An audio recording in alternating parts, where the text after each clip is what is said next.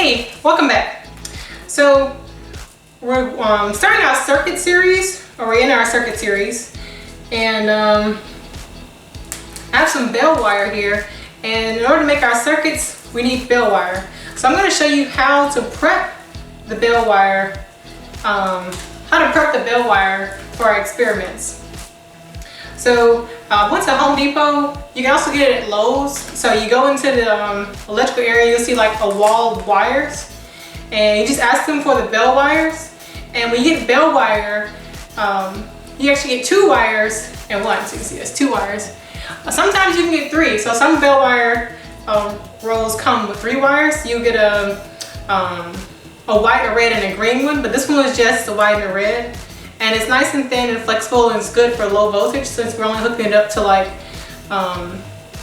just like 1 volt battery. So we're not using anything really powerful. So you can use the thin bell wire. And it's bell wire because doorbells, they're hardwired. I guess not all of them nowadays. But so we have our wire, and what I have here to cut my wire with are my wire cutters. This is not like my electrical multi-tool that I have. So I do a lot of work around the house, and I've been rewiring a lot of stuff, so this is really comes in handy. And it has these little holes right here. You can see the little holes right there. It's like a little groove, and the groove corresponds to the gauge of the wire. So what you do, well, first off we're going to just cut off a bit. So we're going to cut a bit of wire. It's like a little scissor snippy thing here, and you pick the gauge that you need. So it has solid and stranded. Now this is solid wire because you see it's 1 wire. Sometimes you can get wires and it'll be a bunch of little bitty wires, and they'll be wrapped around in like a little swirl. So this is just 1 solid piece of copper, and working with the solid piece of copper, I like that better. So what you're gonna do, you're gonna see which groove it fits into, and then you're gonna close it down. It's not gonna break it off, but it's gonna cut that insulation, and give it a little twist, and it pulls it right off, and you strip the end of that wire. So do it again with our white wire. You're gonna put that in there, give it a little twist.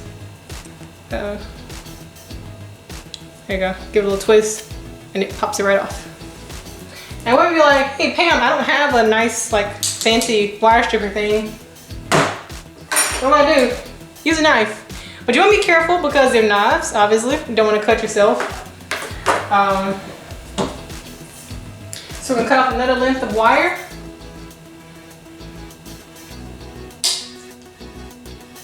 Alright. Cut off a wire. Take it apart.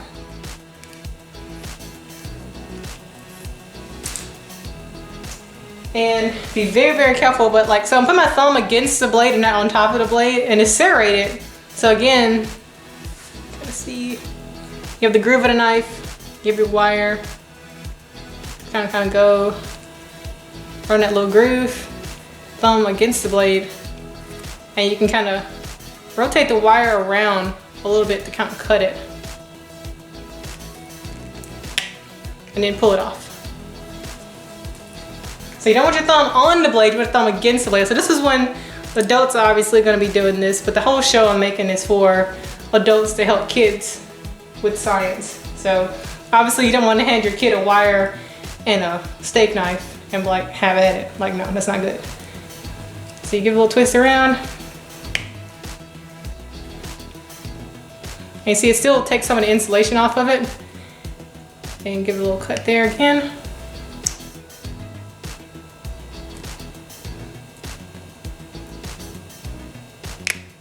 Pop it off right. So just pop right off. You can do the same thing with a butter knife.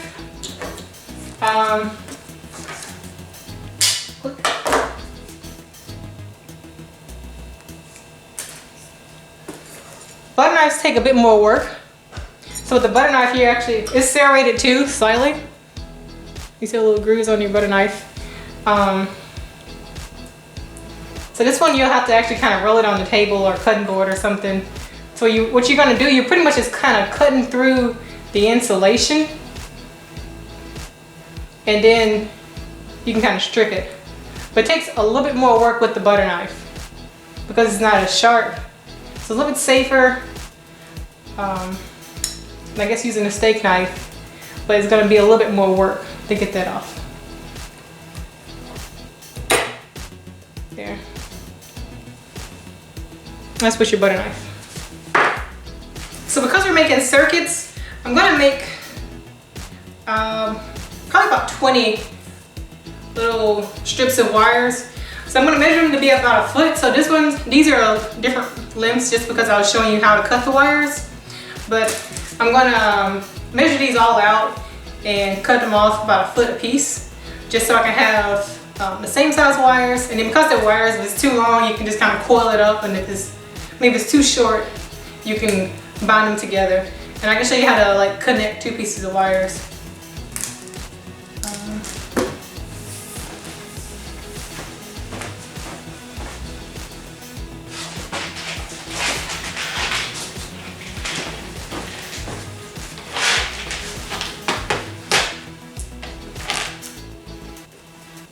So like if you're working with your wire and it's too short, then you can just kind of coil it around just to take up the space.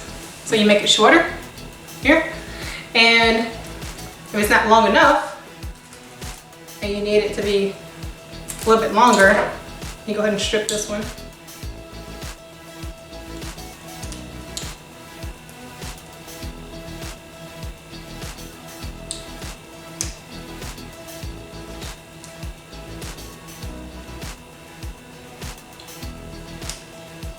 So this is 18 gauge wire.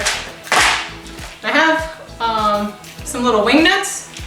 And wing nuts are what you use when you're connecting wires.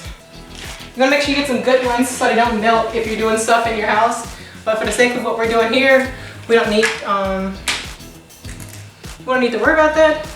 So we're gonna need the orange ones, because you have like a little guide, and the guide will tell you how many of your gauge wire can fit inside of a certain wing nut.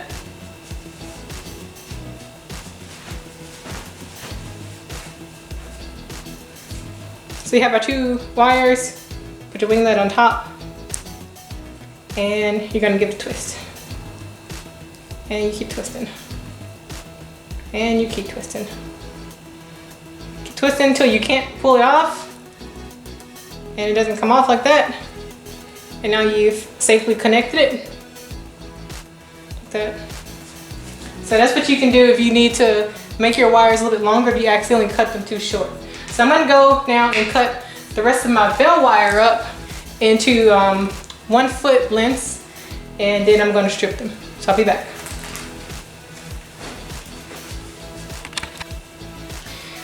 Hey, so I'm back. So I finished cutting up my wires. I divided them into 2 stacks. I have my red stack and my white stack, and they're roughly about 1 foot in length. I didn't measure them exactly 1 foot because they don't have to be 1 foot, but it was just nice to kind of have them all about the same size. I stripped 2 of them, both sides.